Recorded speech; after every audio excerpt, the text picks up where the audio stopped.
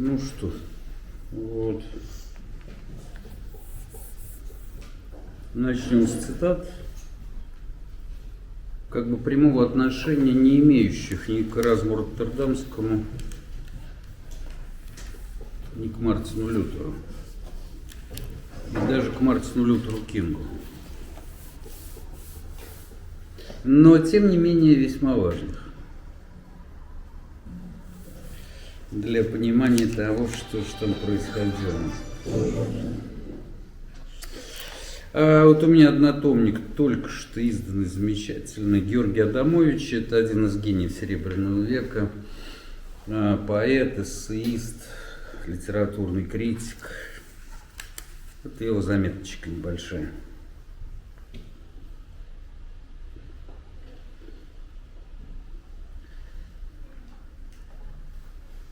Не стиль это человек. Ну, имеется в виду знаменитая французская поговорка «человек – это стиль». Не стиль – это человек, а ритм – это человек. Интонация фразы – это человек. Стиль можно подделать, стиль можно усовершенствовать, можно ему научиться. А в интонации фразы или стиха пишущий не отдает себе отчета и остается самим собой, как в зеркале. Обмана нет. В нашей литературе было 3 гения интонации: Лермонтов, Толстой и Блок. Ну, это так. Вот. Дальше следует довольно длинное рассуждение, само по себе очень интересное, но не имеющие прямого отношения к тому, с чем мы сегодня занимаемся. Мне вот это нравится, да. Это очень совпадает с моим ощущением. Ритм – это человек. В ритме человек не отдает себе отчета. И он крайне честен в этом, в интонации. И вот в истории человечества бывают такие минуты, когда люди думают одно и то же, говорят об одном и том же, и, казалось бы, все, все создано, существует для того, чтобы они были союзниками. Но у них разные интонации. Интонации враждуют. Ну и вот тут-то самое сложное-то начинается. Потому что нас так научили, что главное – это убеждение. Да? У меня такие убеждения, у тебя такие убеждения. Ну, во всяком случае, если мы не друзья, не товарищи, то союзники. Но начинать-то надо было с другого. С того, каковы наши интонации. Причем в самом широком смысле этого слова. Речь идет не только об интонации речи, потому что, как вы понимаете, законному ритму подчиняется все. Я вот забыл книжечку, хотел вам принести по Восточному театру. Ой, сколько там о ритме написано. Очень невероятная вещь. Дыханием, то есть ритмом, пронизано все. Все абсолютно. И вот этот некий ритм, да, и ритм понимается как нечто, что связывает всю Вселенную и не дает ей распасться. В этот ритм вплетается ритм каждого отдельного человека. Поэтому, ну, конечно, когда вот речь идет о той грандиозной битве, которую вели между собой Эразм Роттердамский и Мартин Лютер, ну, я думаю, это главное. Они неоднократно признавались в том, что примерно думают одно и то же. Примерно. Лютер еще в тот момент, когда не начал войну против Эразма, писал ему, что, конечно, я вам очень многим обязан, потому что очень многие ваши идеи, они стали моими. И они никогда не увидятся друг с другом, хотя варианты были. Но вот эта битва, а по-другому-то не скажешь, она определила, в общем-то, судьбу европейской культуры. Ну и другая сторона. Это философ Владимир Вениаминович Бибихин. Вот одна из ее лекций так начинается.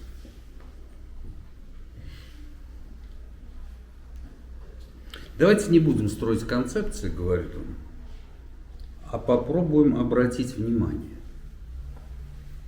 Потому что вещи ведь не надо специально искать, изобретать, определять. Мы и так уже среди них. Мы уже все. Я, который берусь что-то говорить, вы, всякий хотя бы один человек, который пришел слушать, мы уже как-то незаметно хотели того или уклонялись, попали в историю или в смысле увязли в чем-то трудном, с чем трудно распутаться. Или, здесь вернее сказать и, потому что одновременно попали в историю как захвачены событием, которое заведомо шире, чем мы способны осознать или даже заметить. И как такие по-разному захваченные существуют. Есть способ, особенно в университете, где звучат такие высокие слова, уйти в науку, как это говорится, то есть обезопасить себя от попадания в историю, приобщением к вечным, неизменным, неподвижным темам. Есть много здравого в том, что студент долго противится ассимиляции. Лучше, может быть, сказать, конформизации в научное производство, процесс исследований и так далее. Только горькая нужда обеспечить себя, а ученое звание до сих пор, по крайней мере, как-то иногда неплохо обеспечивало, заставляет к 4-му, особенно 5-му, последнему курсу выработать в себе одеревенелость. То, что любит, спешит называть себя наукой, философией, как правило, обычно только название, которое называет, призывает кое-как, не больше. Трудно пойти дальше первого, свежего, эффектного проговаривания щекочущих слов наука, философия, но они остаются только названиями. Когда названные вещи приходят,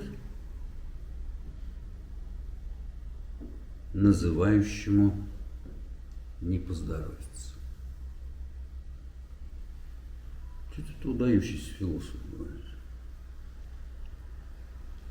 Мы легко пользуемся этими словами, так же как словами поэзия или театр. Ну или, например, смысл жизни. Но когда они приходят называющему, а он же называл, он же вызывал, он же искал, не поздоровится.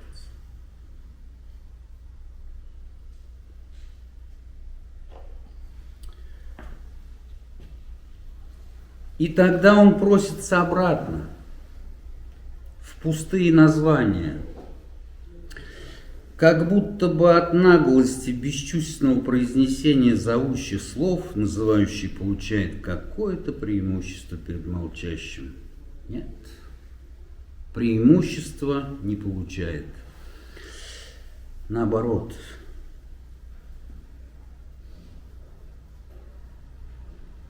И мы должны не попасться в ловушку бесполезных слов. Для этого полезно слова вообще не слышать. Не слушать. Или, что тоже полезно, обращать на них внимание. Заметьте. Дефиниция. Слушать, слышать слова – вещь бесполезная. И лучше их не слушать. И не слышать, потому что это вызывание. А когда то, что вызывается, приходит, то вызывающему не поздоровится. А вот обращать внимание необходимо. Это разные вещи, да, по Бибихину. Не слышать пустых слов и обращать внимание на слова, пустые или какие угодно, это одно и то же. От простого, чистого обращения внимания со словом что-то происходит. Оно перестает быть пустым, но наполняется оно вот уж вовсе не обязательно тем, что надеялся или думал вложить в него говорящий. По-моему, замечательное совершенно высказывание. Да, полезно, как говорит философ, обращать внимание на слова. Они от этого наполняются. Но они могут наполниться совсем не тем, на что надеялся говорящий.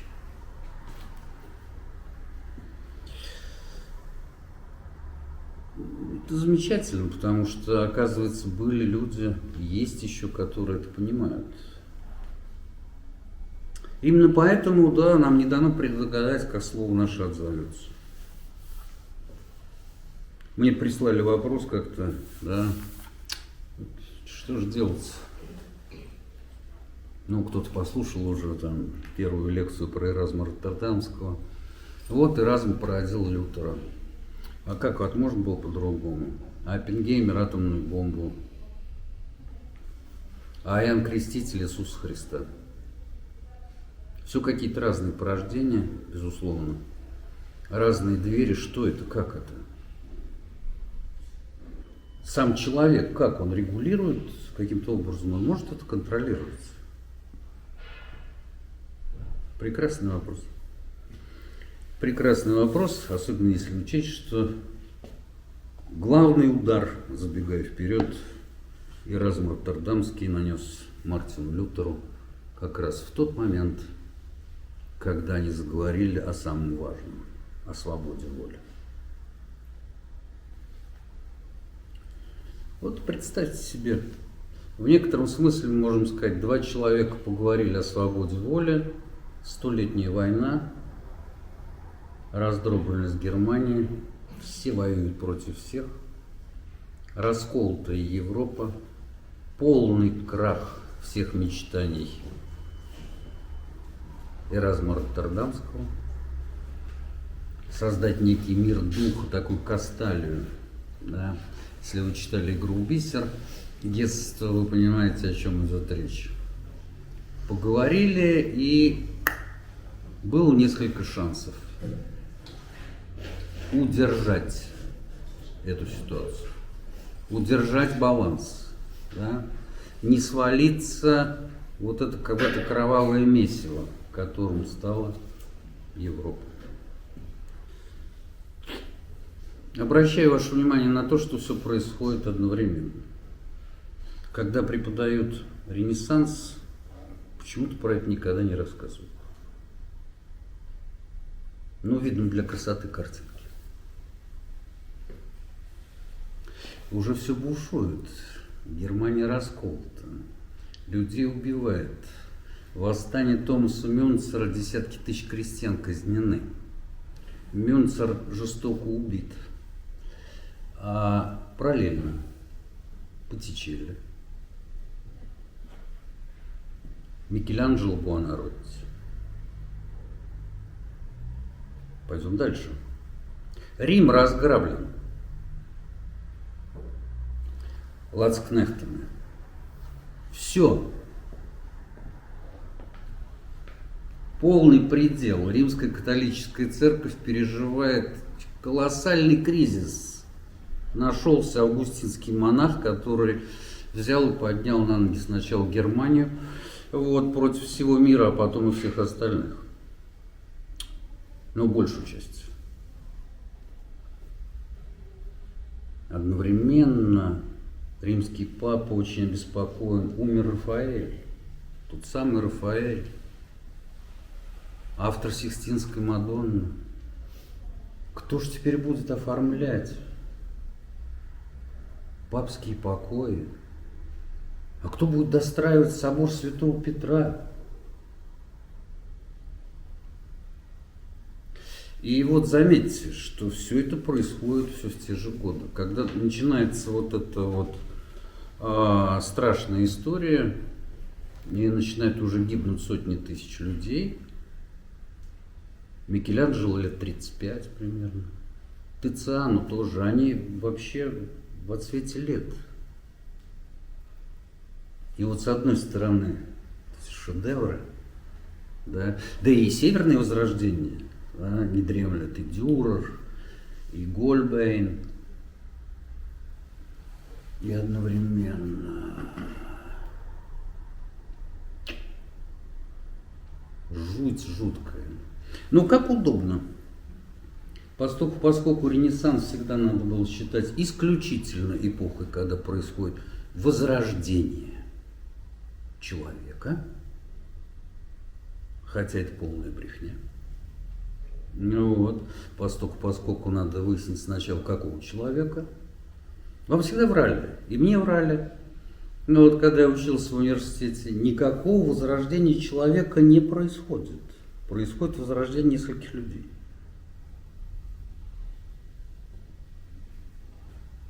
И цель такой, в эпохе Возрождения, ставили такую цель перед собой несколько человек. Собственно, они и погибли почти. Боттичелли только умер, вот когда начался спор Эразма и, он начался поначалу, так сказать, миролюбив, даже, я бы сказал, льстив, заискивающий. Вот. И Лютера все уже было. Все уже было.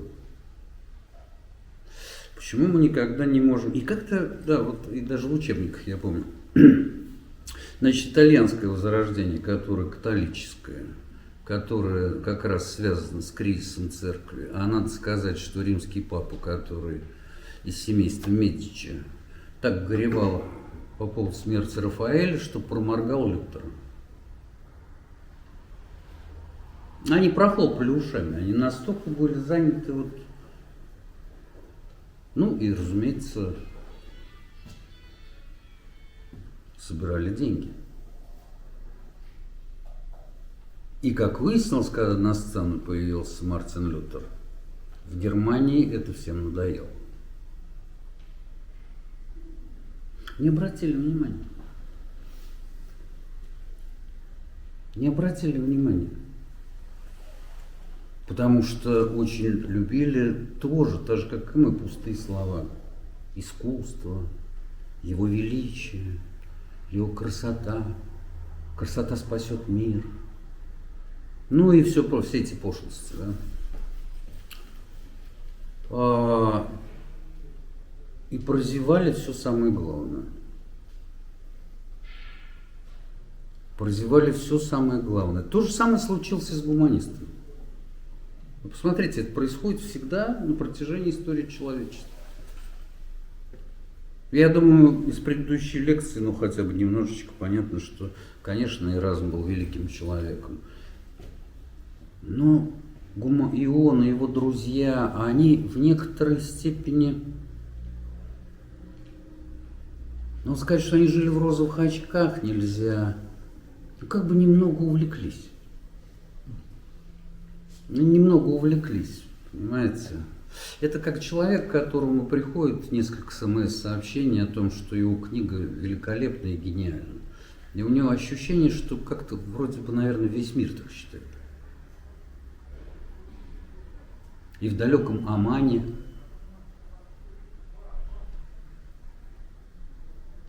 и на станции где-нибудь в Антарктиде все знают, что он эту книжку написал. Или эту лекцию прочитал. На самом деле это очень мало людей. Это очень мало людей. Но когда письма приходят со всей Европы, в том числе из Чехии, из Польши, то откуда Эразм даже не предполагал, что будут приходить эти письма, возникло ощущение, что до завтра. Вот уже завтра, да, эта мечта станет реальностью. Мечта, я напомню, Сколько не нападали на Эразма, сколько его не травили со всех сторон, а травили его прилично. Поразительно, как он дожил до своих лет. Он всегда говорил: я занимаюсь образованием. Но что означает «я занимаюсь образованием»? С его точки зрения это означало, что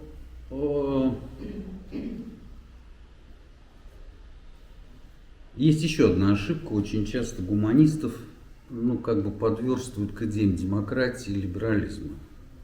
Никогда в жизни ничего более противоположного нет. Эразмов в дурном сне просто, я не знаю, в каком состоянии надо было его застать, чтобы он подумал о том, что надо власть невежественному народу дать. Мы так не думали. Вот то, что любой человек, занимается ли он сапожным ремеслом или другим, он может стать образованным человеком и войти вот в этот круг аристократии духа, да. А отдать власть, они считали, что люди, которые невежественны, это как несовершеннолетние, это как дети. Чего, какая власть? С ума сошли, что ли? Вот. Я все в голову не могу прийти. Нет, речь шла совершенно о другом. Речь шла о том, что вот был такой зазор, была такая возможность. Они хотели, чтобы Европа была не географией, а некой моральной идеей. Моральной идеей. И вот здесь-то как раз, да, эти люди и встречаются. Цвейг эффектно пишет о том, что судьба и смерть всегда присылают вестников, но их почти никогда не узнают. Поэтому, когда Эразм Роттердамский получает письмо, по-моему, от Курфюрста Саксонского, где тот цитирует некого никому неизвестного августинского монаха, которого зовут Мартин Лютер, он задается вопросом: интересно, он внимательно читал это письмо или нет? Вот этот никому неизвестный августинский монах скоро перевернет весь мир. В прямом смысле этого слова.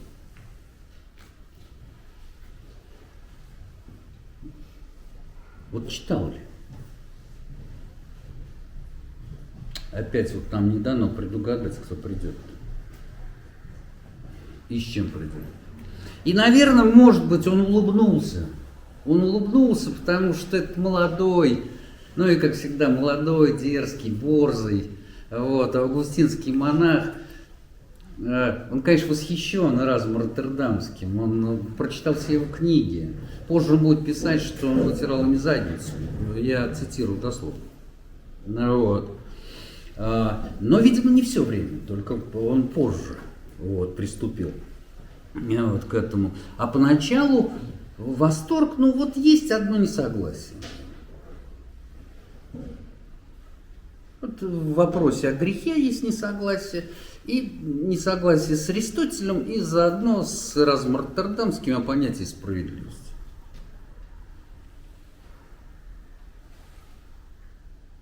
И молодой, никому неизвестный, а ведь мог остаться так никому неизвестным, августинский монах, я не знаю, что было бы лучше, просто им сообщает, что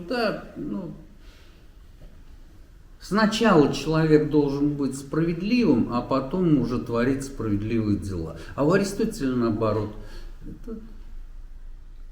Это уже заход к его великому ответу. Великому, потому что Лютер был гением. Великому ответу Эразму Роттердамскому, который так и назывался. Это одна из его самых знаменитых работ о рабстве и воле. А если у человека воля будет справедливой? И вот уже тогда он намекает Эразму, что да нет у него такой воли. Да не может он ничего. И я думаю, Эразм улыбнулся и приступил к написанию очередного своего сочинения.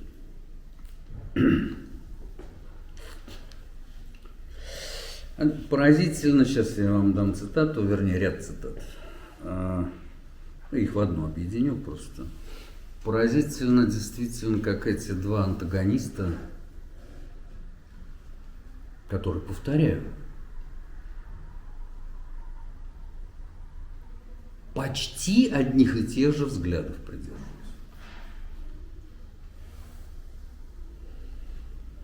Однако это ничего не спасло. Вот две цитаты. Эразм. Если бы я мог получить славное поместье, но для этого мне следовало бы вести тяжбу, я предпочел бы отказаться от него. Лютер. Когда я появляюсь, то немедленно ввязываюсь в драку.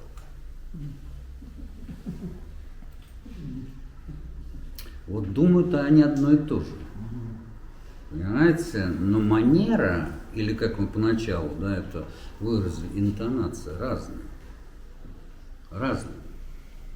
Для Эразма всегда было очень важно прояснение вопроса. Прояснение. Когда проясняешь вопрос с его точки зрения, то видно, что, может быть, и конфликта нет.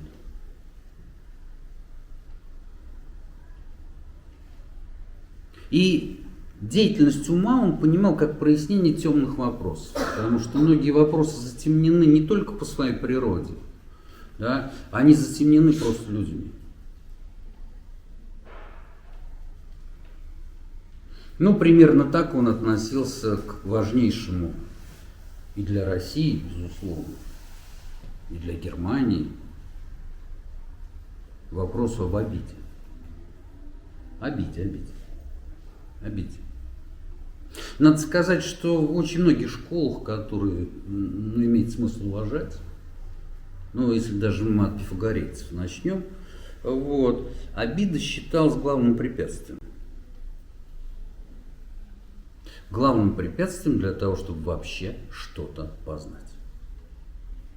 Не говоря уже о том, узнай самого себя, как это на храме Аполлона в Дельфах начертано. Невозможно. Невозможно. Первое, с чего начинали, это,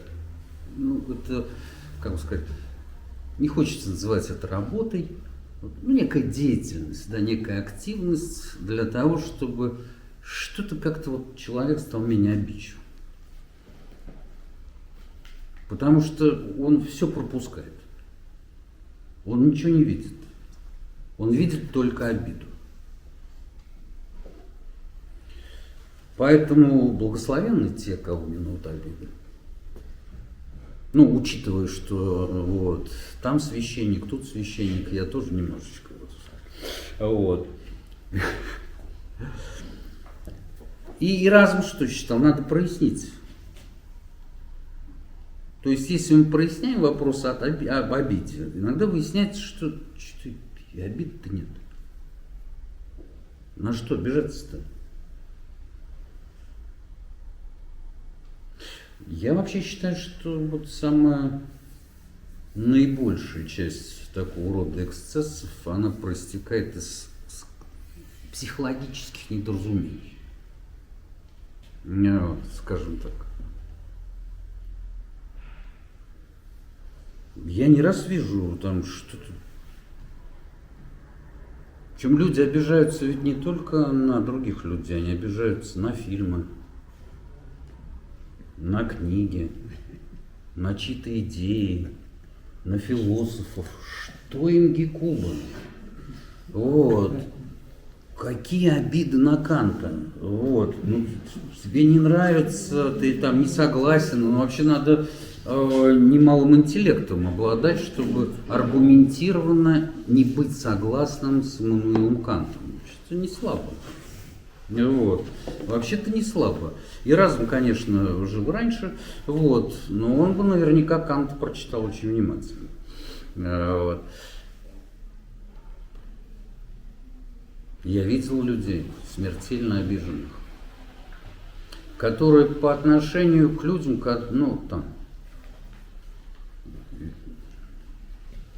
вы представляете примерно, когда Платон жил? Вот мне приходилось слышать примерно такое: да это просто сволочь.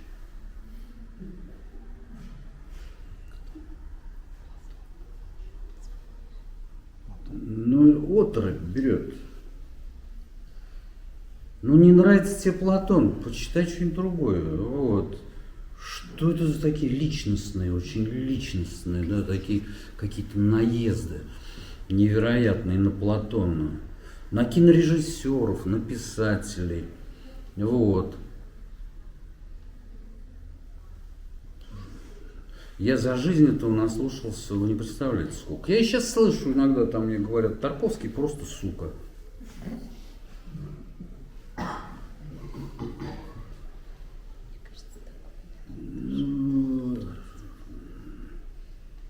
Может быть, полегче как-нибудь сказать, что Тарковский мне не нравится.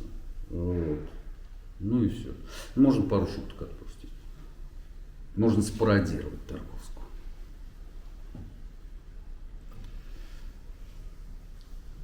Что в данном случае прояснял бы Эразм? Он прояснял бы само существо, вопроса. В чем обида? В чем обида? Что с Кантом не то? Я уж не говорю с соседом. Или с членом семьи. Что там? Какие там смертельные обиды нанесены? Как бы действовал Лютер? Собственно, он так и действовал.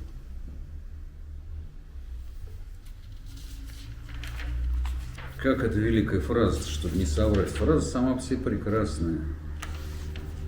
Когда в Вормсе было вот это заседание Рейхстага, когда, кстати говоря, Эразм Роттердамский добился того, чтобы взгляды Лютера, прежде чем сжигать его книги, отлучать его от церкви, предавать анафеме и изгонять из Германии, потому что в противном случае его надо сжечь на костре, чтобы были открытые слушания перед непредвзятыми, интеллектуальными, богословскими авторитетами, где Лютер мог бы высказать свое мнение. Это, кстати, был потрясающий момент. Потрясающий, потому что Лютер уже нападает вовсю на Эразма. Эразму это не нравится.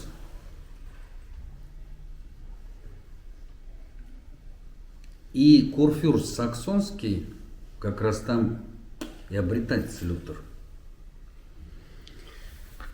Как раз там и находится город Виттенберг и тот самый собор, которому он прибил 95 тезисов. Заметьте, вот как действует Лютер: молотком. Молотком 95 тезисов. Все, жребий брошен. Дальше только битва до смертельного исхода.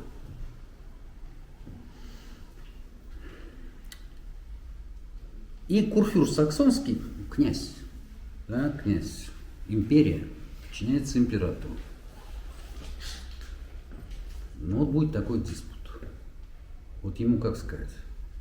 Он приезжает к Эразму и спрашивает. Простой вопрос. Лютер прав или нет? Простой. Эразм сначала начинает шутить в своей манере, а потом говорит о том, что надо, чтобы его выслушали. И даже пишет книгу, где есть как те тезисы, где он осуждает Лютера, но осуждает он всегда за одно и то же, за его нрав. Да? за его нрав. С этим нравом мы еще познакомимся. Ну, надо послушать. Надо послушать. Но это гораздо лучше, чем сейчас эта самая гражданская война начнется в Германии. Забегая вперед, скажем, она и началась. Вы себе представьте эту картину. Въезжает Карл V, император. Говорят, в Вормсе встать было негде, стояли на крышах. И сначала приветствовали Карла V, а потом вошел один-одинешенек Мартин Лютер. И была такая же овация. Они также заняли весь город и стояли на крышах. И вот здесь сама композиция все определила. Ну, я думаю, любому непредвзятому зрителю было понятно, это война. Это война.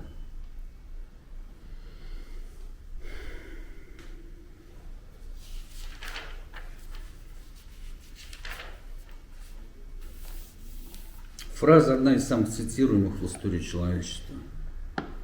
Это Лютер на этом самом собрании Рейхстага в Вормсе. Я здесь стою и не могу иначе.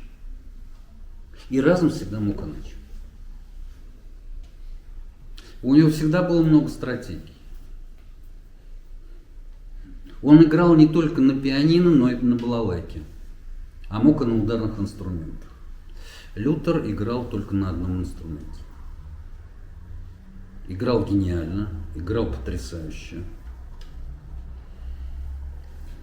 Но для Эразма такая постановка вопроса, она, ну ты здесь стоишь, да, не можешь иначе. Хорошо. Вот, сейчас Карл V встанет и не сможет иначе.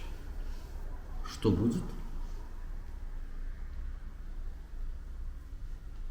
А сцена богата. Богата. Ну вот. Потому что ведь Лютер что сделал? Он перевел религиозный вопрос в национальный. Хотел он этого сделать, не хотел он этого сделать. Но в какой-то момент это стало вопросом национальной целостности Германии. Она, кстати говоря, и рухнула, эта целостность, в итоге-то. Это то, что периодически бывало с Германией. То есть все было спроецировано, содержание, все недовольство было спроецировано на фигуру Лютера, а он был из рудокопов. Он крестьянин. Он великолепно ругается матом на немецком.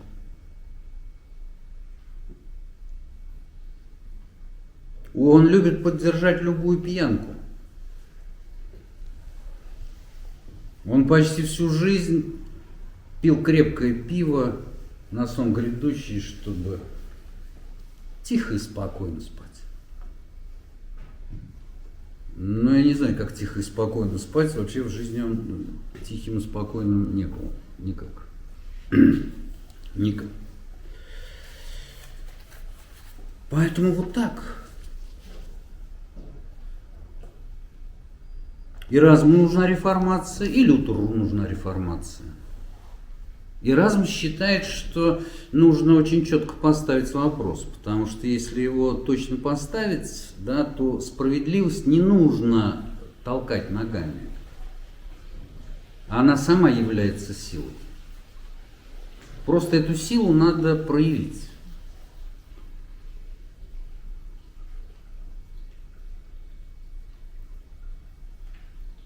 Лютер, конечно, так не считает.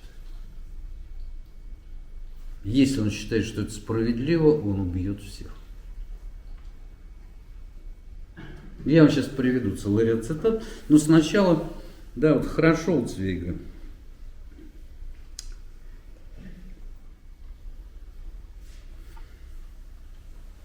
Он прямо-таки, это Лютер, обременен едва сдерживаемой силой, полон жизни и счастлив всеми ее грубыми проявлениями. Я жру, как богемец, и напиваюсь, как немец. Упругий, брыжущий соками, только разве что не лопающийся от избытка внутренних сил. Кусок жизни, мощь и буйство всего народа, собранные в одном человеке. Да, сравните с Эразмом Роттердамским: пергаментное лицо, худенький, вечно больной, огромное количество заболеваний, все время холодеет кровь, пьет бургундское, чтобы ее разогреть, говорит тихим голосом, вот, хотя и на всю Европу. А здесь, ну, в каком-то месте Цвейг о нем пишет, что о Лютере: это человек, который обладал болезненным здоровьем. Болезненным здоровьем. Здоровья было столько, что это какую-то болезнь просто напоминало. Это было как страшновато, насколько здоровый человек. Ну вот. Я таких видел. Когда он поднимает свой голос, в его речи гремит орган.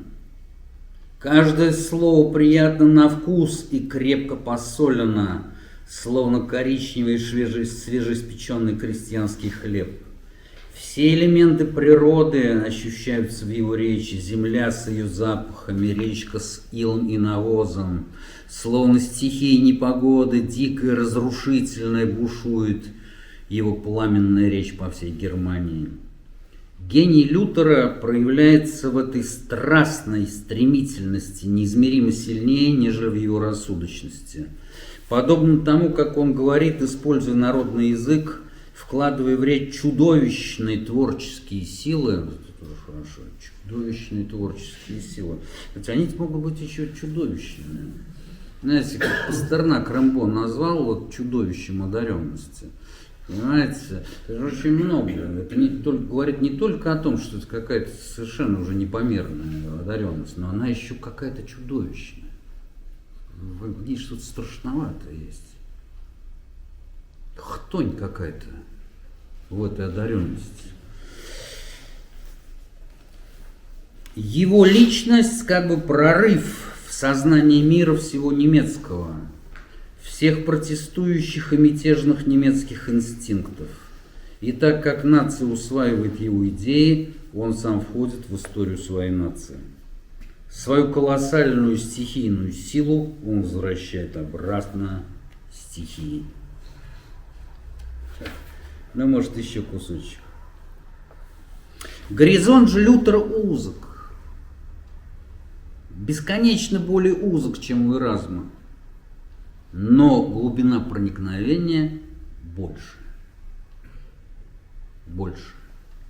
Эразм мог увлечь интеллектуалов, духовенства, аристократов, рыцарей, самоучек, гениальных и просто талантливых. Лютер мог увлечь всех остальных немцев.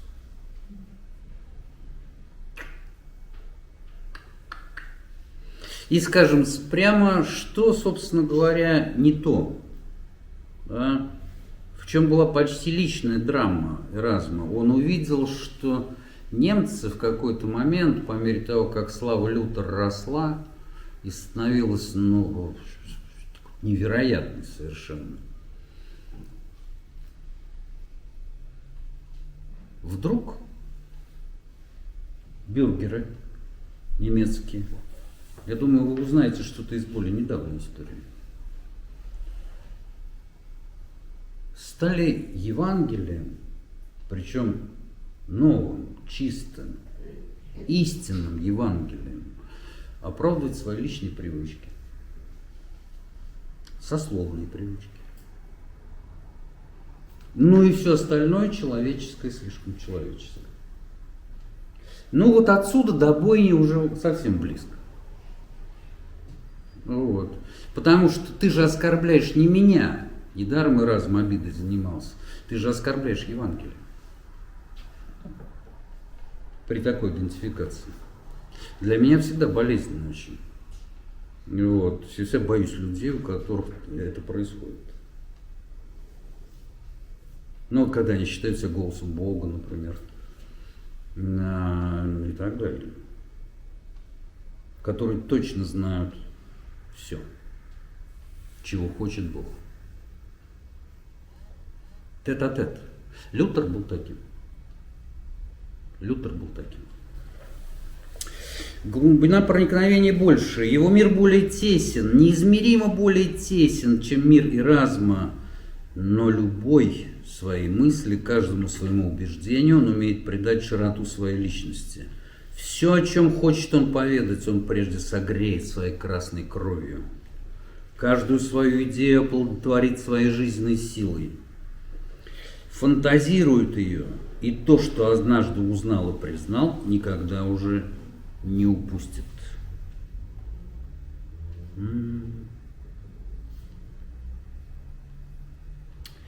Десятки раз, это правда, Лютер и Эразм высказывают одни и те же мысли, но при этом Эразм вызывает среди тех, кто близок ему по мыслям, тонкое духовное возбуждение.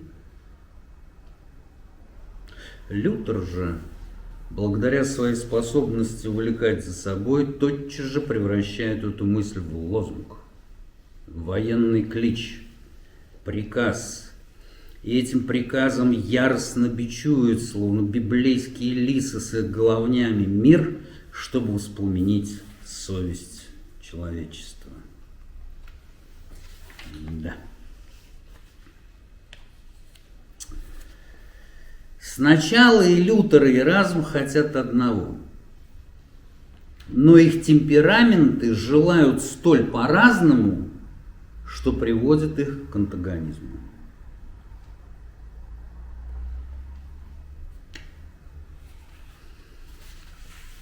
Вот то, что всегда не учитывается в мировой истории. Интонация. Темперамент – часть интонации, интонация – часть темперамента. Можно желать одного и того же. Очень часто мужчина и женщина желают одного и того же.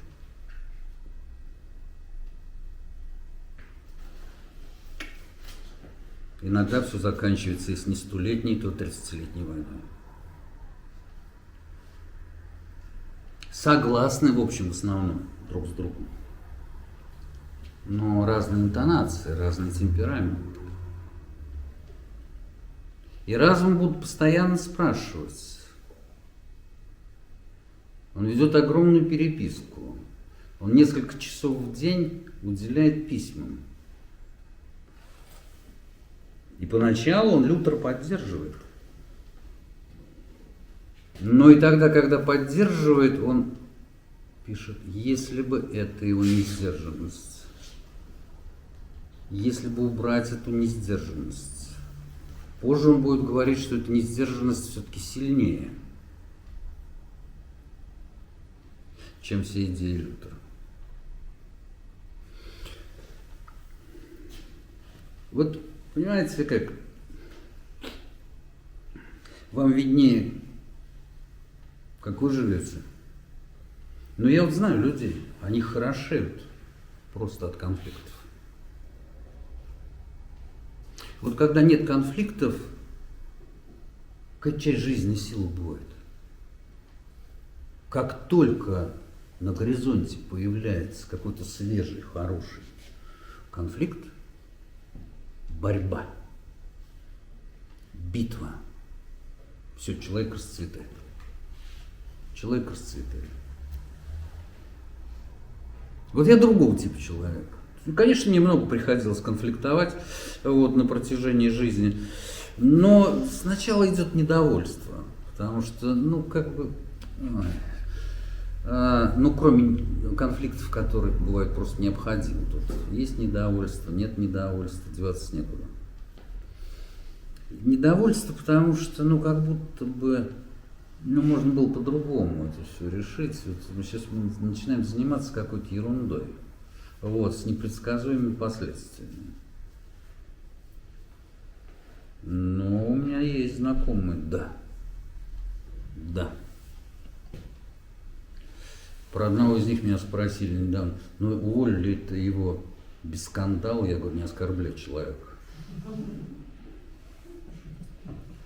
Не оскорбляй человека, если ты его знаешь, зачем ты так? Как это можно его уволить без скандала? Это как такое возможно? Это кто бы посмел?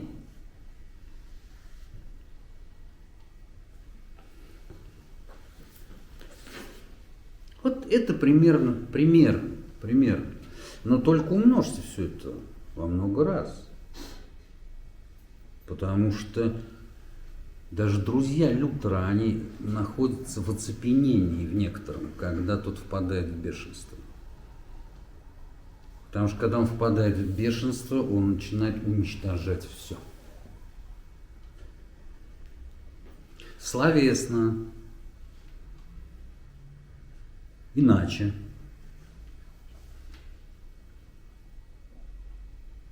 И после этого Лютер пишет: чувствую себя лучше значительно, голова ясная, свежая, готов к работе. То есть для того, чтобы работать, ему нужно было выкосить какое-нибудь количество людей. Но битва с Эразмом — это другое, потому что Эразм ответить может. Конечно, напрямую он с Лютером не справится. Я не имею в виду там физические какие-то вещи, но он просто не справится. Это не его метод, он не умеет так. Он не умеет. Он всю жизнь учился водить всех за нос, жить в воздухе. Понимаете? Когда речь дойдет уже, все вообще катастрофа полная. Короли ему пишут. Короли, папы, сильные мира сего. Так за кого он? За католиков или за протестантов? Он будет вести всю ту же игру, потому что он умеет это делать. Он английскому королю месяц за месяцем откладывал письма. Королю Англии, вообще-то, Генриху VIII. Не сладкий был товарищ. Прямо скажем. Тоже казнил многих очень приличных людей. И он откладывает, то он заболеет, то уже написал, кажется, слог не тот. Слог, не поймал ритм, а ведь к вашему величеству, вы понимаете, как он тянет, он думает, что может они как-то отстанут от него. Потому что с одной стороны на него напирает Лютер со всей командой, в том числе командой его бывших учеников, которые в юности говорили, что они жизнь готовы отдать, лишь бы иногда сидеть в присутствии Эразма Роттердамского. Просто посидеть, потом тихо встать и уйти. Мы еще к истории с Ульрихом фон Гуттеном обратимся. Потому что, собственно говоря, самая тяжелая стадия, она настала как раз тогда. Дюрер, который рисовал его, пишет ему письма и пытается сказать ему, что все, пора бить священников, надо одевать доспехи, надо... великий художник эпохи Возрождения. Римский папа ему обещает, если он примет сторону католиков, сан епископа. И посреди всего этого он сидит, понимаете, сидит. Причем эта волна лютеранства, она нарастает, да? И постоянно повторяет примерно одно и то же. Ему пришлось убежать из Германии, потому что начали громить. Начали громить, начались погромы. Вообще, надо сказать, интересно почитать про эту эпоху. Эпоха Возрождения. С одной стороны, и Дюрер, и Боттичелли, и Леонардо, Микеланджело, чего только нет. С другой стороны, Сколько сожжено картин.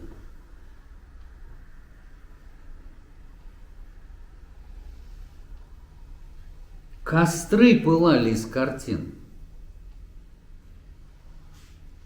Картины-то висели в церквях, а церкви-то католические. Тысячи шедевров погибло. Это тоже эпоха Возрождения, между прочим. Одни пишут, а другие сжигают. Баланс. Баланс. Понимаете? И разгромили его кафедру, студенты начали выступать. В общем, могли убить. Он уехал в Швейцарию. Уехал, написав в письме: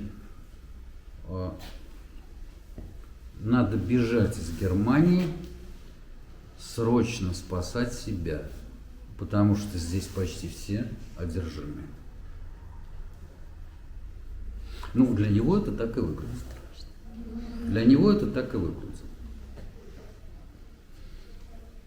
Но вы понимаете, да, это же постепенно. И, ну, как это, действительно, как сказать, это как некая драма, которую мы смотрим в театре. И, кстати, театральными терминами тот же Эразм-то и пользуется. Он поначалу выражает желание, что да, все, трагедия, вот, она вот уже начинается. Удастся ли мне остаться просто зрителем?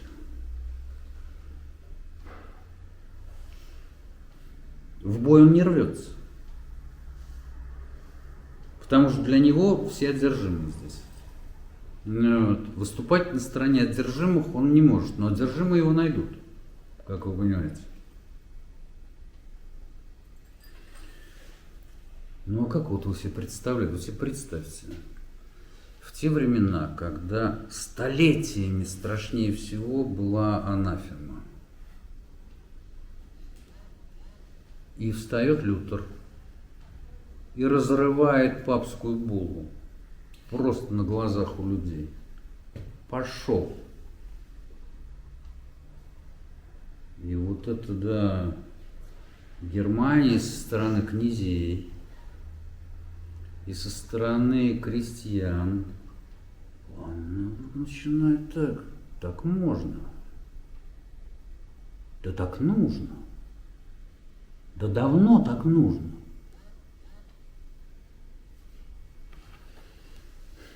Вернемся к той истории Эразма Курфюрст, да, и вот тот самый диспут в Вормсе. Диспут закончился ничем. Вот, это был такой исторический шанс помириться. Ну, приняв, как бы, одна сторона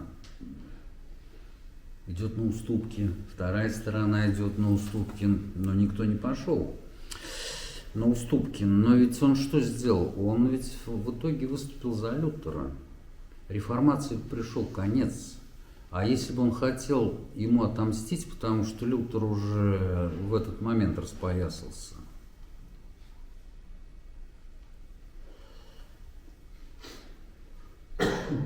И Курфюрст понял, а надо было все сделать аккуратно. То есть нужно было императору сказать, что слушаем Лютера. А это означает, что вассал выступает против сюзерена. Это означает, что князь выступает против императора.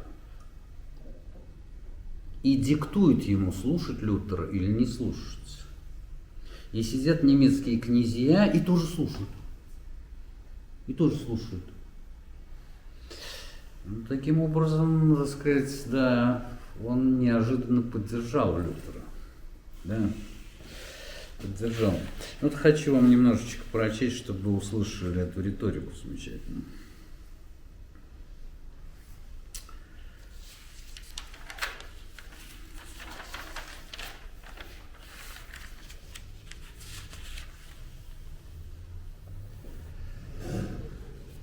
Ради лучшего Мартин Лютер, ради церкви, Не следует бояться доброй, крепкой лжи. Он вообще-то это все заявлял публично, между прочим.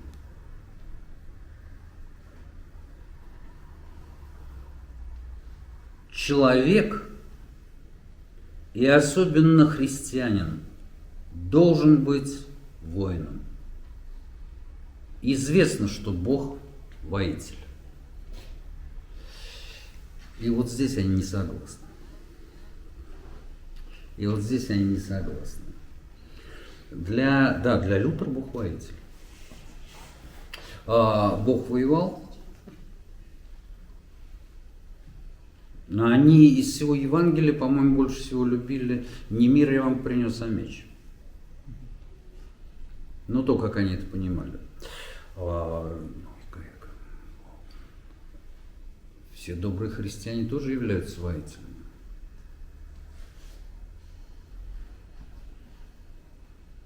А с кем борются добрые христиане?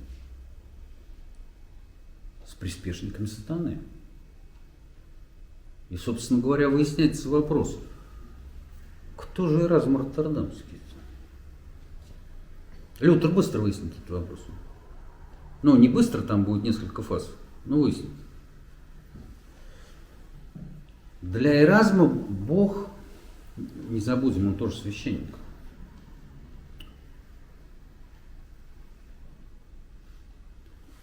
Скорее пытается через человека, через человека. В 20 веке вот будет мыслитель, который скажет: мир загадочен, он таинственен, вот уж настоящая загадка, вот самая удивительная тайна. Но ключом к этой загадке является человек. Вот Эразм скорее сюда. И идея образования, просвещения, гуманизма, вот как мы это называем, пустые слова, конечно, вот затертые, вот. Но это скорее вот человек духовно утончается посредством образования как раз для того, чтобы услышать Бога.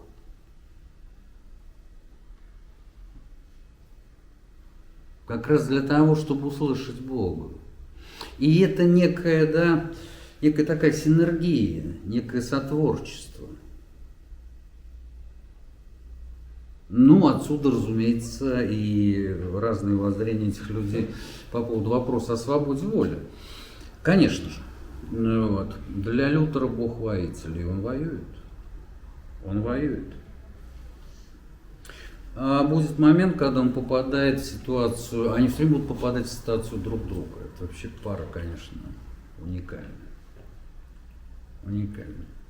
Значит, Эразм, который создал реформацию, но то, что он создал, перешло в руки Лютера, который, помимо всего прочего, превратил это в узконациональный немецкий вопрос. Да? То есть, есть ли Германия, если она подчиняется Риму, существует ли она, где достоинство Германии и так далее, и так далее. Ну, иначе бы за ним не пошли бы, да, толпы людей. Точно так же, вообще-то, Лютер, при всем при этом, хотел бы оставаться в духовной плоскости. Но возникли последователи уже у Лютера. Это очень похоже на историю французской революции. Вот. Возникли последователи, которые перевели это в плоскость социальных проблем. Крестьяне, Томас Мюнцер. Лютеру это не понравилось невероятно. Это действительно, это был такой коммунизм эпохи Ренессанса. Это были такие богословы-коммунисты. Богословы-коммунисты. Ну так, сейчас, может быть, и не найду вот эти вот чудесные, совершенно очаровательные. Ну ничего, не буду искать. Каждый князь, который убьет крестьянина, служит Богу.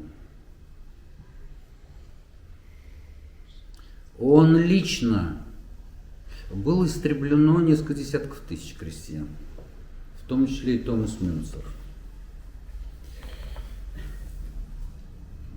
Я, прямая цитата, Мартин Лютер перебил всех восставших крестьян, ибо я приказал их всех убить. Вся их кровь на мне. Вы слышите эту интонацию? То же самое он скажет и по поводу Томаса Мюнцера. Я убил Томаса Мюнцера, его кровь на мне, но он говорит это с гордостью. Он говорит это как боец, против которого вдруг его чистую, прекрасную лютеранскую линию, как вы понимаете, она не удержалась. Если вы сегодня приедете в любую страну протестантского вероисповедания, вы увидите, что там много церквей, и многие бы из них не понравились бы Лютеру. Его сподвижник Цвингли, христианский философ, преследовал анабаптистов. Все сложно было. Все было очень сложно.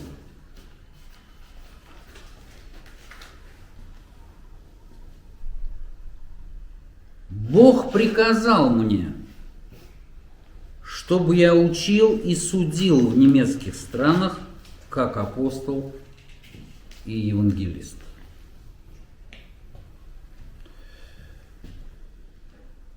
Я думаю, что ни у кого не вызовет удивления, что Эразм считает это богохульством.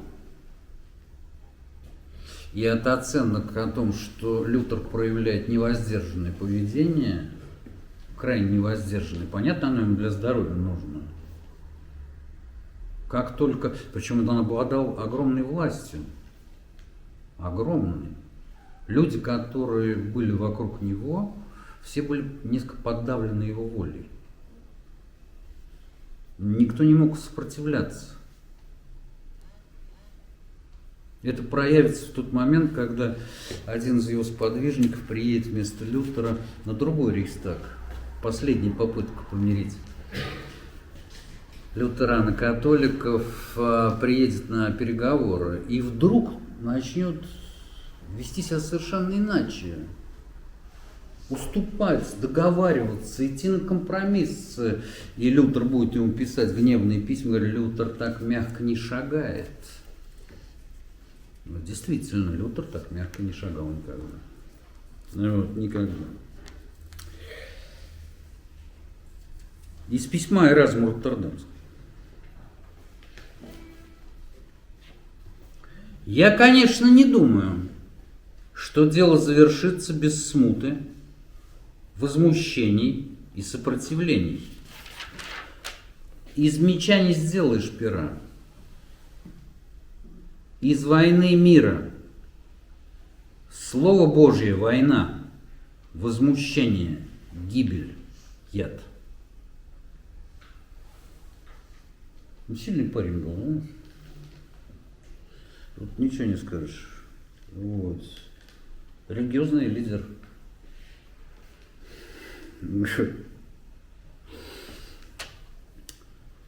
Прямое обращение к Эразму Роттердамскому.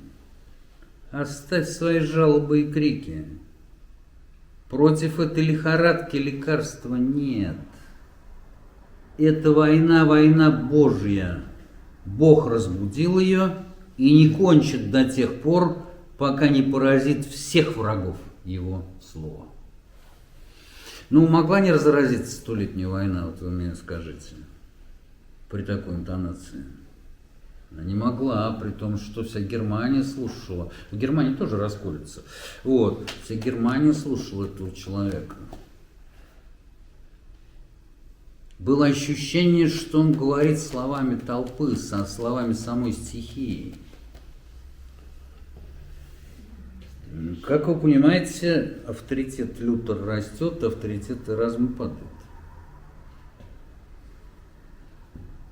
И сначала свысока ему Лютер говорит: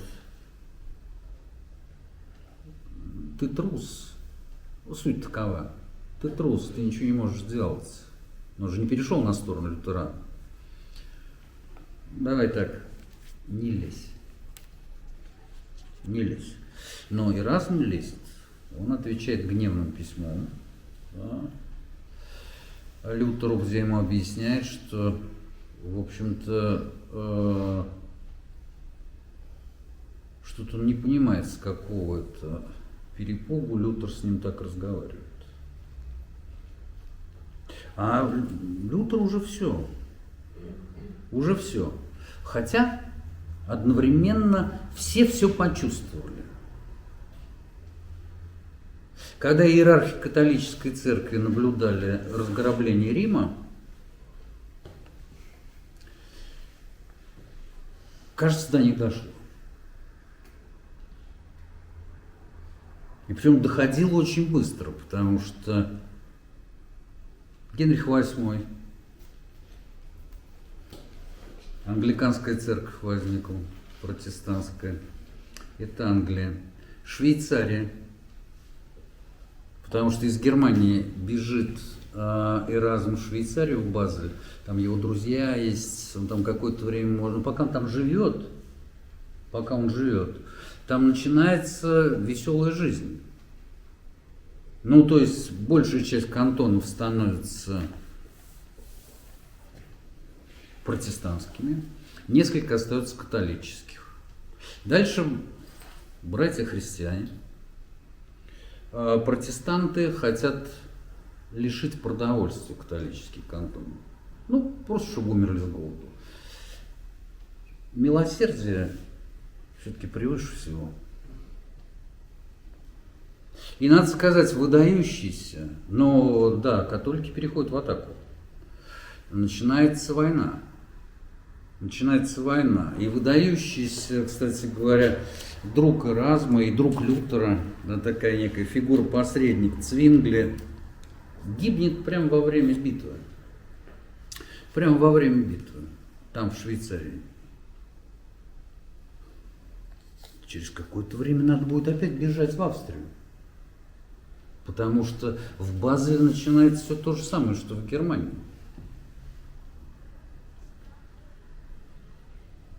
Как вам темное средневековье и светлое возрождение?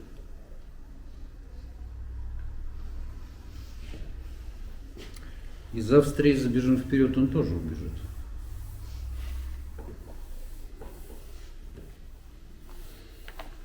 Мартин Лютер. Кто раздавит Эразма, раздавит клопа. А тот мертвый воняет еще больше, чем живой. Ушла дискуссия. Эразм всегда любил дискуссии. Он любил вот эту игру, когда разные точки зрения встречаются.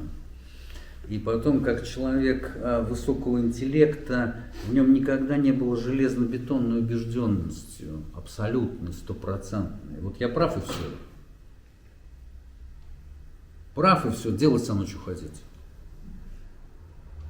Любые мне приводите аргументы. Он всегда готов был, так сказать, вот увидеть какую-то другую сторону явления. Лютер был не готов, он же воин Господень, он же апостол. А ему противостоит человек, который публично говорит, что я не гожусь в ланскнехта, я не гожусь в воина.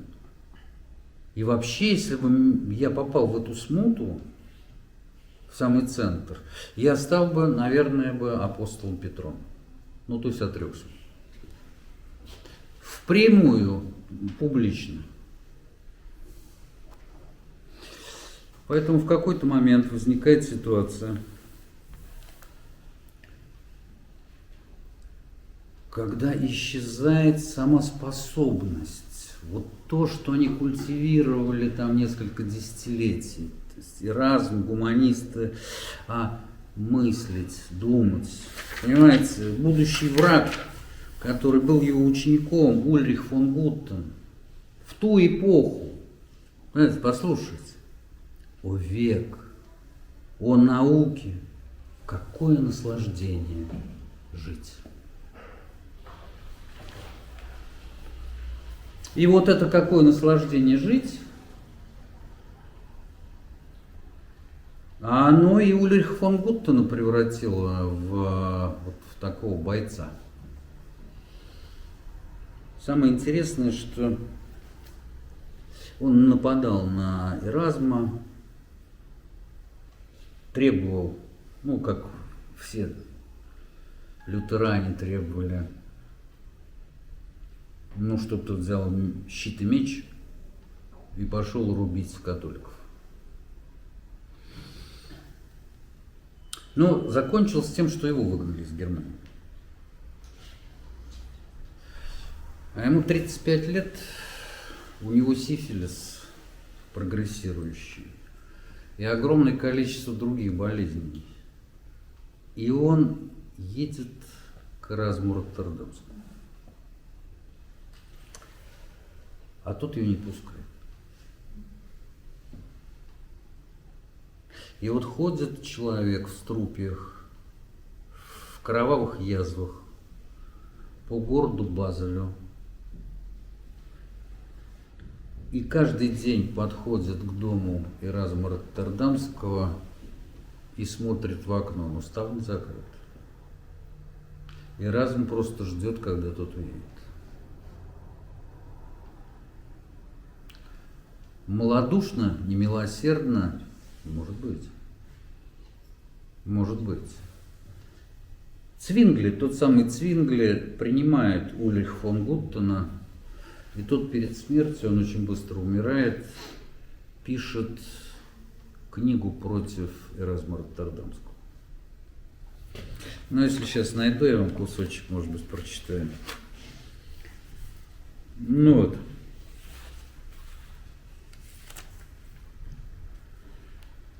Одна часть тебя будет направлена против нас, лютеран, а вернее против твоих собственных более ранних произведений. Ты вынужден будешь свою совесть направить против себя самого и своим новым красноречием бороться с красноречием прежним. Твои собственные произведения будут бороться друг против друга. И надо сказать, что он напугал Эразма. Тот пытался все сделать, чтобы книга не была опубликованной, но она была опубликована, и как раз тогда вот и начался уже такой самый мощный штурм крепости Эразма со стороны Лютера. Но здесь-то вот они и сошлись по вопросу свободы воли. Любопытно, что эти враги, а они уже враги в данный момент, Лютер пишет Эразму: ты один понял. Что значит ты один понял? Дело в том, что Эразм в своей полемике, ну, не просто полемика, красиво люди жили. Один книгу написал, второй в ответ книгу написал. Вокруг война, вообще все кипит, мягко говоря, но они так книгами обмениваются. Вот. Пишут их с огромной скоростью. И Эразм, как человек изощренный, он как будто бы для всех остальных, потому что немцев это не интересовало особенно. Вот прицепился к этому, да, к мелочи, к богословскому вопросу. Вот есть свобода воли или нет? И Лютер ему пишет: а ты один понял, что это самое главное. Вот ты один понял, что весь сыр-бор-то вокруг этого. Это никто не понял. Это во всем мире никто не понял.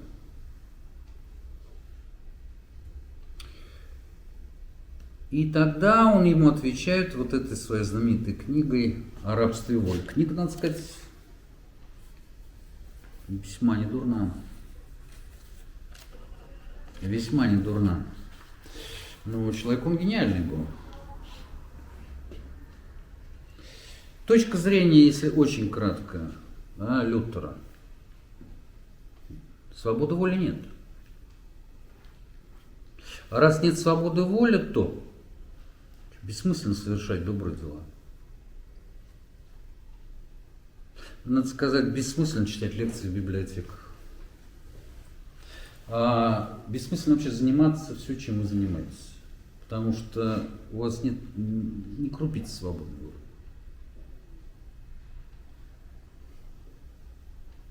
А что есть? А есть милость Божия. А вот если милость Божия сделает вас добрыми, вы будете добрыми.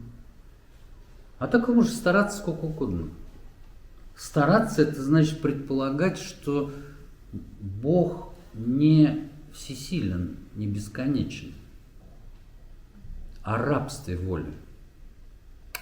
И разум с этим согласиться не может.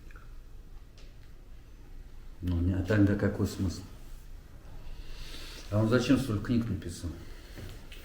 А зачем эта жизнь продолжительностью в 70 лет?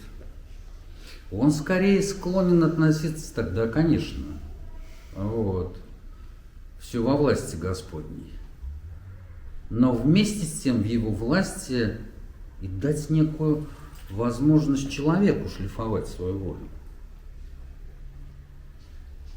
А это звучит оскорбительно уже для Лютера. Ну это как? Его Бог поставил, сделал его апостолом, пророком. Он это слышит, он это чувствует. Ну, а если тут еще есть я сам, я живу сам, что в этом могу? Что, собственно, и раз мы делал? Ну, то есть я, например, могу выйти покурить и так справиться. Какой перепол ты решил, что твое прочтение Евангелия, оно единственно верное. Можно даже напугаться. Можно даже напугаться.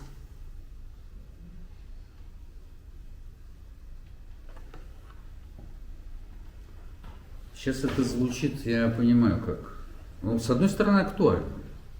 Это вечно актуальный вопрос, потому что, ну, кто же из нас не думает, да, какова наша свобода воли?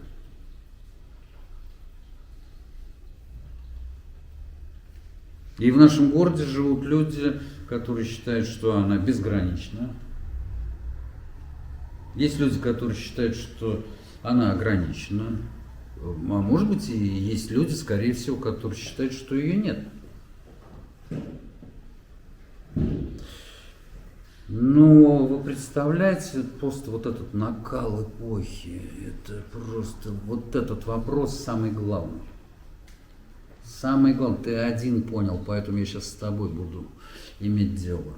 Да, и Лютер, ну, практически, как он всегда делал. Там, где появляюсь я, начинается драка. А тут еще драка по самому принципиальному вопросу. Поэтому у них, да, но Эразм, несмотря на то, что он старше, сильно слабее здоровьем. И, надо сказать, он находится уже не в той ситуации, что он раньше находился. Потому что в силу того, что он выбрал, знаете, есть такая знаменитая книга Зейдлмайера, немца, опять же, «Утрата середины», где Зейдлмайер, он всю книгу пишет о том, что это катастрофа, когда утрачена середина. Это означает, что утрачено человеческое. Но остаются одни крайности. Мягко говоря, он показывает на истории культуры 20 века, конца 19-20 века. Он философ-искусствовед. Вот Эразм был человеком середины. Он органически не переваривал фанатизм. Органически. Ну, ему просто физически дурно становилось. Вы представляете, как ему дурно становилось от писания Лютера? А главное, ему-то казалось, что как раз они все предали, а не он. Но считая все предателем Эразма. Он потерял все. Он потерял все. Перед смертью он скажет: мои враги множатся, мои друзья исчезают. Гениальная фраза.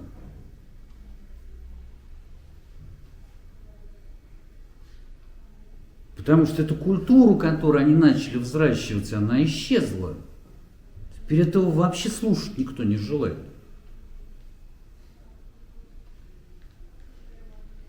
Ну зачем нужны какие-то тонкие доказательства, изящество слова, мысль, когда можно просто послать?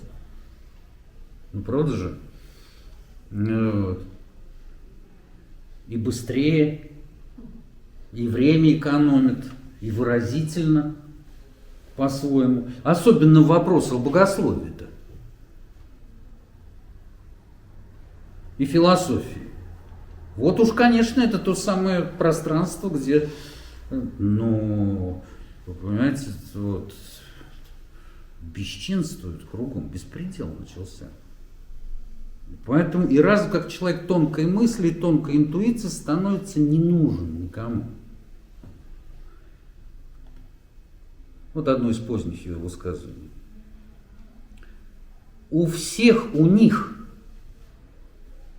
на губах эти 5 слов: Евангелие, Завет, вера, Христос и Дух. И все же я вижу, что многие из них ведут себя как одержимые бесом. Ну, если посмотреть на то, что натворили ребята, понимаете, потому что и раз же мечтал о единстве Европы, но единстве не политическом и не географическом, его это мало интересовало, а интеллектуальном. Интеллектуальном. Европа как некий такой интеллектуальный субъект. А теперь что, все со всеми воюют? Везде гражданские войны. Костров стало больше, чем в средние века.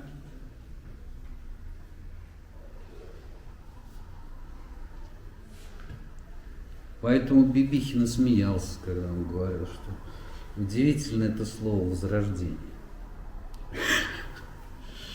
Возрождение. Если не понять, что возрождалось, можно впасть в такую инфляцию коллективного эго, что прям с ума сойти. И так и возрождаться дальше. Вот.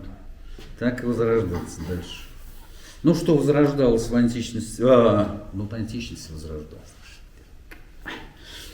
Вот. Античности возрождалось. И знаете, как бывает, вот люди теряют слух. Вот они теряют слух, и они потеряли слух к изящному.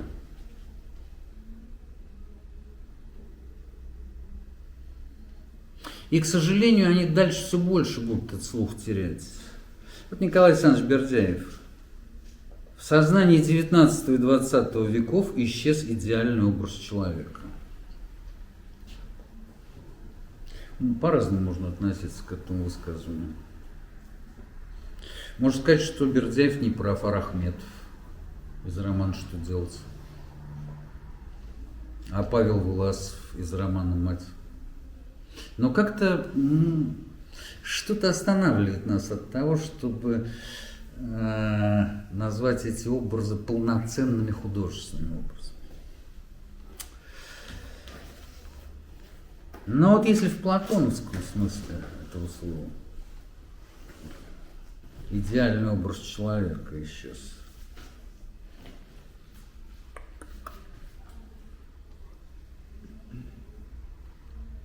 и поэтому эти люди, которые так близки были сначала по многим взглядам, но для Эразма Европа была моральная идея, и именно она была предана Лютером, а для Лютера Европа была полем боя. И он ее превратил в поле боя. Был еще один момент, такой предпоследний эпизод. когда Карл V всех потрепало. У Лютера возникли конкуренты. И он уже тоже не мальчик. Эразма вообще подзабыли. Он сбежал в австрийский город Фрайбург.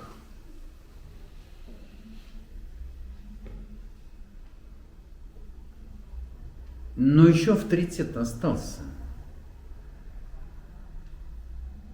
И Эразма приглашают в Аугсбург, где будет очередной вот открытый рейхстаг, где можно помириться. Где можно помириться, потому что помириться уже многим хочется. Уже многие поняли, что все, конца края этому нету. Вот, хотя бы гражданскую войну-то закончить в Германии. Потому что все уже понимают, чем это закончится.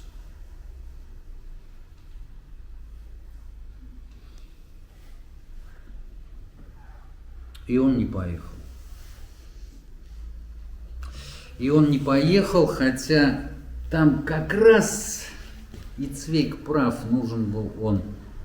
Поскольку поначалу все пошли на уступки, и как-то вроде бы сюжет начал складываться. Но потом, знаете, одно недопонимание, второе недопонимание, одна претензия, вторая претензия. И здесь нужен был такой дирижер, да, как Эразм. Ну, во-первых, ему было уже под 70. Во-вторых, мне всегда казалось, что ему никогда не хотелось вот так вот являться. До конца остался, хорошо это или плохо, но он остался вот этим человеком, который больше всего ценил свою собственную независимость. Цвейг считает, что Эразм мог бы решить этот вопрос, что он пропустил исторический шанс, что больше никто этот вопрос решить не мог, потому что, ну, как вы понимаете, все закончилось окончательным расколом. Окончательным расколом, ну, как это часто бывает, люди приходят помириться, вот, и не получается. Вот. А то еще переходит в новый этап какой-то драки. Не получается. Ну, а дальше это вот то, что бывает с великими людьми, которые увидели на своем веку все. Ну, то есть Эразма при его жизни начинают забывать. Его травят, он никому не нужен. Все идеи его жизни оказались ни к чему. Все, что он видит вокруг, это прямая противоположность того, что он лелеял, да, того, что он взращивал. Человек написал сотни томов. Вот. Он перед смертью, уже не вставая с постели, он будет 5 часов работать, а все остальное время лежать. Он будет писать просто до последней секунды, уже несмотря ни на что. Уже несмотря ни на что. Уже понятно, что никто уже ничего не услышит. Да? Что уже ничего не случится. Что будет только трагедия, которая будет длиться и длиться. У нее будет не 5 актов, а значительно больше.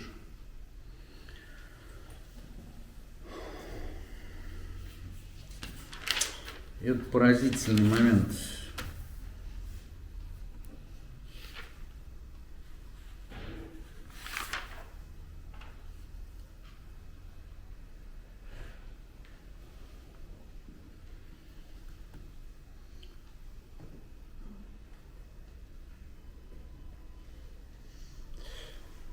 В последний месяц перед смертью он произносит вот эту фразу. «Возьмет ли меня, наконец, Бог из этого безумного мира?»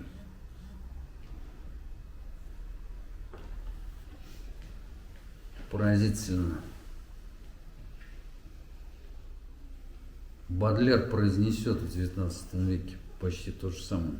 Куда угодно, только прочь из этого мира. Казалось, две фигуры совершенно не похожие друг на друга, и разные эпохи, и все вообще разное. Возьмет ли меня наконец Бог из этого безумного мира? Но поразительная вещь случилась с ним в момент смерти. Он впервые заговорил не по латыни. Он заговорил на старонемецком диалекте, на языке своей матери, и произнес: «Милый Боже». И умер. Но удивительная вещь, вот Цвейг прекрасно обратил на это внимание. Эразм умирает, а у Флоренции выходит знаменитая книга. Если вы сейчас зайдете в любой книжный магазин и посчитаете, сколько там книг Эразма Роттердамского и сколько книг Никколо Макиавелли, «Государь», я думаю, вы удивитесь этому несоответствию.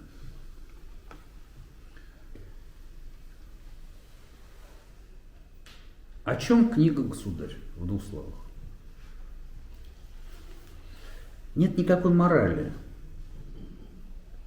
нет никакой этики. Есть политические интересы,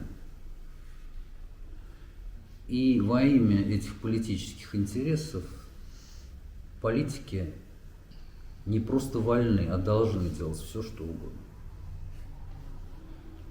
Вот так наступила другая эпоха. И книга Макиавелли стала одной из самых знаменитых книг в истории Европы. Шедевр эпохи Возрождения. Она в действительности это очень ловкая книга. Действительно, вот, хорошо написанная книга.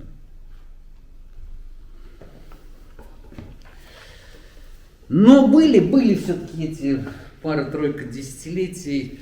Знаете, в истории культуры все всегда окликается и немножко похоже. У нас же тоже была такая эпоха. Называлась Серебряный век, когда казалось, что людям в голову приходят невероятные идеи, что сейчас, о чем они мечтали? Боже мой, они же носились вот это всего-то несколько десятилетий с идеями теургии. Теургия – это сотворчество вместе с Богом. Они пытались практически как могли это реализовать. И Блок, и Белый, и чего. Невероятно! И вот я вам хочу прочитать маленькое стихотворение Георгия Адамовича. С него начали, им закончим. Без отдыха дни и недели, недели и дни, без труда. На синее небо глядели, влюблялись. И то не всегда, и только. Но брезжил над нами какой-то божественный свет, какое-то легкое пламя, которому имени нет. Спасибо.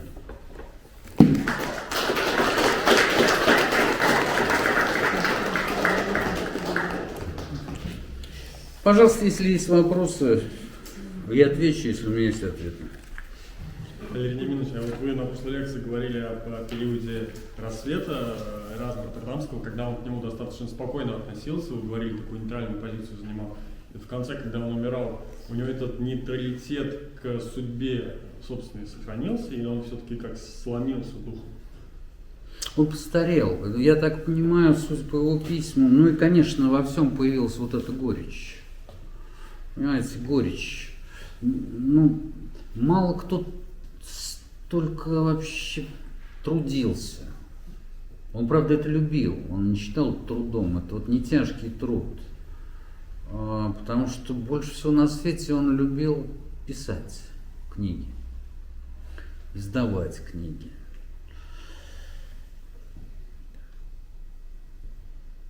И вот увидеть, как ничего не осталось. И даже надежды не осталось. Потому что, ну какая надежда? Вот. Какая надежда?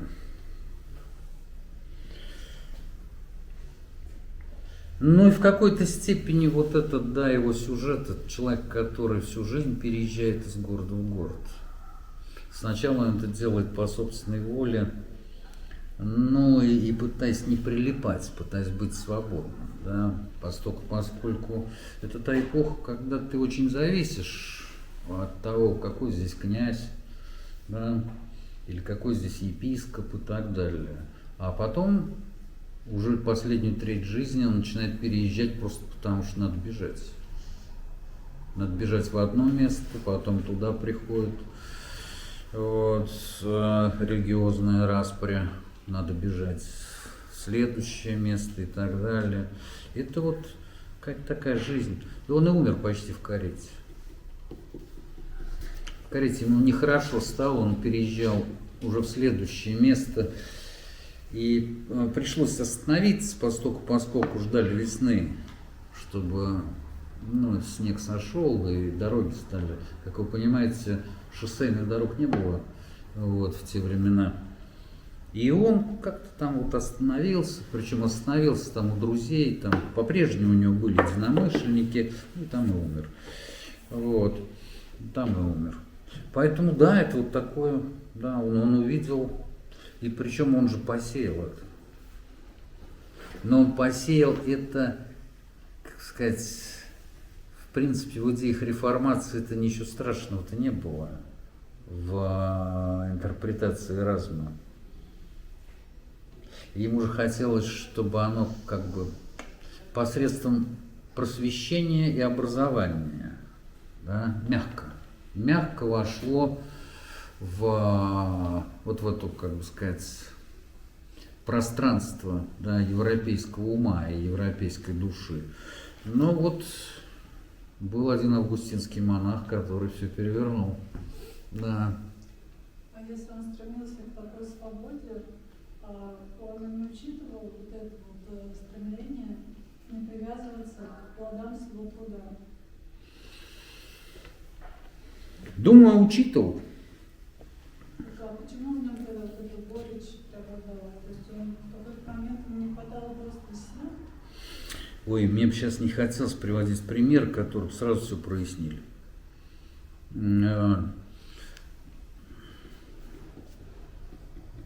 Ну, понимаете, вот мы сейчас находимся в замечательной ситуации. Светлый зал, прекрасная публика, тепло. Но вот интересно было бы нам рассуждать, когда, если бы мы как Цветаев, не дай бог, оказались на всю зиму при +4 с детьми, и надо было бы качан капусты делить на всех детей и себя. Другая ситуация. И человек мыслит в такой другой ситуации иначе. У каждого свои обстоятельства жизни. Ну, надо исходить из большего. То есть это безусловно, но я прошу прощения, мне кажется, что это опять слова. Я слышу слова, концепции, я в это не верю. Смотря кто как живет. Нет, я не верю. Я в слова не верю. Вот в такие. Я верю только в то, что человек, если человек может это сделать, да, в своей жизни, вот тогда я верю. А так провозглашать можно все что угодно. Вот. Ну, вы, наверное, на своем опыте знаете, когда в жизни бывают такие ситуации острые. Ну, бывает. Как Еще это по-другому живет. У человека то больше такой концентрации, то меньше. Ну да. Ну да. Болеешь, меньше концентрации. И болеешь больше. Вот. Да, пожалуйста. Валерий, вот, наверное, не совсем точно сказали, что он просто любил читать книги. Наверное, ему важно было продвижение мысли, которым он был наполнен. Ну и, в общем-то, ему, наверное, все удалось. Это я тоже, с этим согласен, и вы как бы да. это хорошо продвинули. Но вот есть интересный вопрос. Можно я лично о вас скажу? Ну вот вы занимались и занимаетесь пропагандой. Пропаганду я не занимаюсь. Искусства, кино, поэзии и т.д. и т.п. Сейчас вы как бы вот продвинулись в сторону философии. И если там, наверное, не стоило писать книги и статьи даже, хотя бы пробовали, то вот о том, о чем вы в последнее время говорите, может быть, это тоже в книгах продвинуть, связать с нашим временем, может быть, и со своей судьбой, хотя она еще и не кончилась. Вот это, наверное, было бы интересно. Что вы об этом думаете? Вот в этот момент ничего. Но, может быть, на следующий момент могу подумать.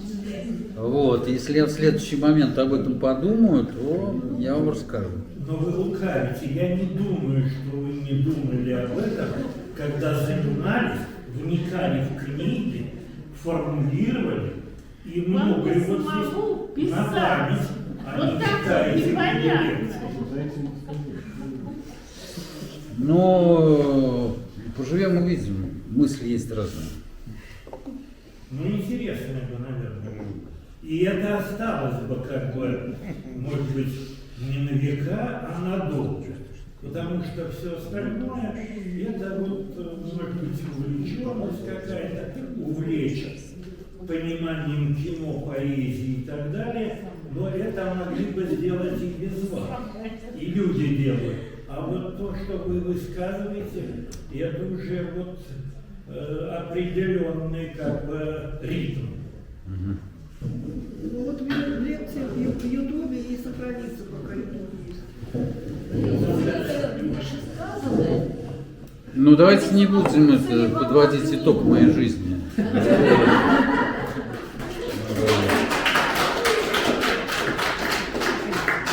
А скажите, пожалуйста, работа с техноцветом, как называется? Сейчас. Момент. Триумф и трагедия Эразма Роттердамского. Да.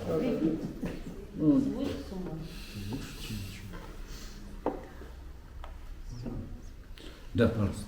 Вот, Валер, еще такой вопрос. Все-таки, если подводить какой-то свобода воли или торжество интеллектуального, как говорится? Ну, в смысле, чтобы я, что, Ну, что вы видите в этом? Поставить точку. Давайте поставим точку вот в этом вопросе. Сегодня на Маяковского 19, вот, в библиотеке имени Крупской была поставлена точка. Да, точка в вопросе, который мучил людей тысячелетия, о свободе воли. Но, к сожалению, я слишком мало знаю, чтобы такую точку поставить, да и не хотел бы, если даже знал. Потому что это лишает человека немножко творческого начала. Когда человек, его сознание бьется о такие вопросы, которые оно решить не может, оно развивается. Вот. Оно развивается. Поэтому мне кажется важно, что есть какие-то вещи, которые мы не можем понять до конца. У нас есть, конечно, какие-то представления, да, у каждого свое, но это бы мешало бы развитию, ну, всех нас. Но большинство хочет конкретных рекомендаций. Да. Да. Хотя бы книги или учебники. Это мечта. Я обязательно как-нибудь